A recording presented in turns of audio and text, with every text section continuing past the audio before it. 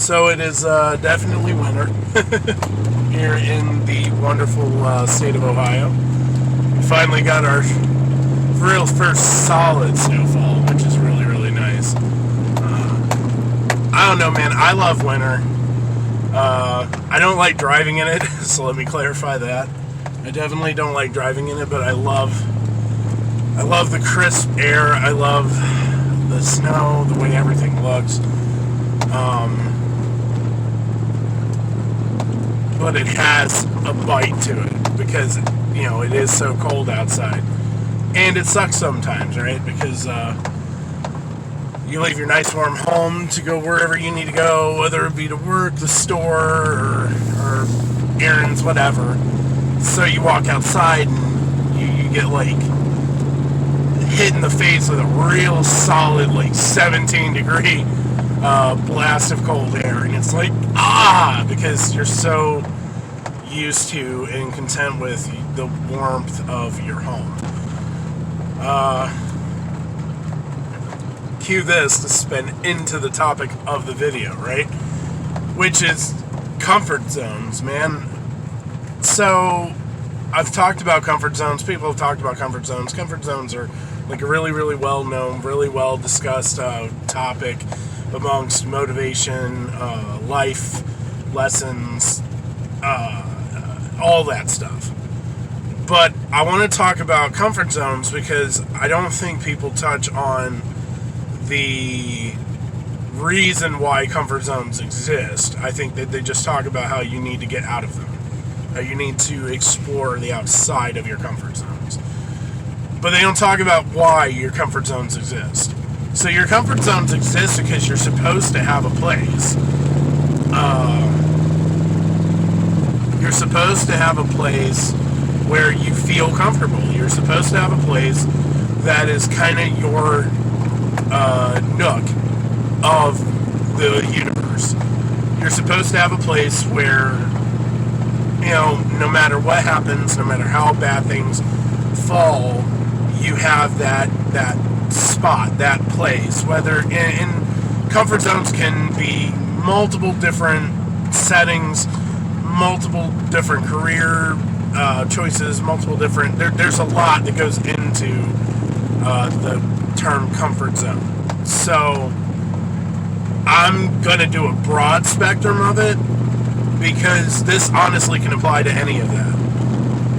But you're supposed to have a comfort zone. And I don't think that a lot of motivational speakers, I don't think a lot of influencers preach this kind of stuff because they want you to believe or they want you to push outside of your comfort zone, which is amazing, right? That's ultimately the goal for anybody, any given day, is to be able to step outside of your comfort zone and do the things that you're not comfortable doing because obviously you're going to get results. You're going to get different results than what you have been getting, and chances are that's what you want. But I want to talk about the reason why you should have a comfort zone, and that's because there's a security in that. There's a fallback in that. There's a thing that you can retreat to in that. And I'm not telling you retreat into a shell. I'm telling you to value that comfort zone when it's needed. Because comfort zones have this ability of kind of recharging you, refueling you, making you feel good about yourself again, bringing you back to a positive flow of things. Because when we step out of our comfort zone, we don't always succeed. I don't always succeed. I'm sure you don't either. You step outside of your comfort zone and you knocked on your ass. It happens. It happens to all of us. It happens to the best of us. And when that happens, you got to have a place you can go to recuperate, a place you can go to regenerate the positive energy, the mindset, the flow that you had established before that made you brave enough, made you strong enough to go outside of your comfort zone and pursue whatever you wanted to pursue. You need to have that. It's a key component. And I want you to not look at your comfort zone as a retreating spot. I kind of used that word earlier, and that's not the direction I want you to take this. So I'm going to kind of spin what I want you to consider your comfort zone. We're going to get rid of the terms comfort zone, and we're going to replace comfort zone with recharging dock, because that's what your comfort zone needs to be. It is no longer your comfort zone, it is your recharging dock. It is where you go to recharge, to regroup, to reanalyze, and regroup. When you get recharged, when you regroup, when you get back to that sense of security and positivity and drive that you had initially, then that's when you step back out. You go back out into the uncomfortable territories. You pursue the things that you don't necessarily know if you can achieve or not. You jump into the things that are scary, but recharge first.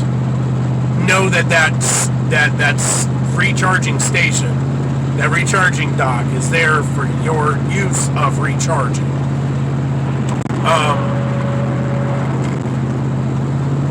I think that charging docks are really, really important. You need a place to go. So I always preach about hard work ethic. Like, I always preach about how work beats talent, how work beats money, how work beats connections, because it just does. Always has, always will. Anyone that outworks you will beat you in the end. You might have a significant advance. You might have a significant leap ahead. But if they're outworking you, they're going to catch up and they will surpass you. You will get passed up. Do not sleep on work. But as much as I like to preach on work, I'm also preaching on the fact that I have to go back to my recharging dock. You know, there are times where I've been off charge for a long time, and I've been doing things for a long time, and I've been tackling new things for a long time, and my battery's low. I'm drained. I'm hitting the low point. I can't do much more. I can't produce much more, and I need to go back to my recharging dock. And when I go back to my recharging dock, it's not me tapping out. It's not me saying I'm done, I can't do this anymore. It's not anything like that. It's a recognition that I need more juice. I need the positivity. I need the you are and still can be the badass you perceive yourself to be. You need that. You need to have that ability. And recharging docks can look like all kinds of things. Recharging docks can look like a hobby. Recharging docks can look like a support system. Recharging docks can be a place, like your home. Your house can be your recharging dock. I know a lot of people, well, I shouldn't say a lot of people, I know a few people that travel a lot with their job. They go to a lot of places even during this, pandemic and everything else. They're still going from state to state and city to city, and they're still meeting new people and doing new things for their job. And then, they come home at the end of the week. Their home is their recharging dock. It's where they unplug from all the amazing experiences they've had. But they unplug from that so they can recharge, regroup, get their energy back, remember why they're doing what they're doing, get their purpose back into alignment, so they know that they can get that laser focus that they need to attack the next time they come off of their recharging dock. So I'm gonna break terminology just for a second. Comfort zones, they're not bad. They're not bad. They're only the only time that it's bad is if that's all you do. If that's where you live, then it's bad. But they're not bad as long as they're used the right way. So if you have one, if you have a recharging dock, which I hope you do, because honestly, I don't know what I'd do if I didn't use mine. I don't know what I'd do if I didn't have one. So hopefully you have one. And if you have one, man, utilize it as a tool towards whatever level of success that you're pursuing in whatever you do. Use it as a tool. Don't get comfortable and sit in it. But use it as a tool so you can progress, so you can make the differences and you can make the switch ups and you can hit the positive that you need so you can go back out and maul these obstacles and these tasks and these things that you're looking into.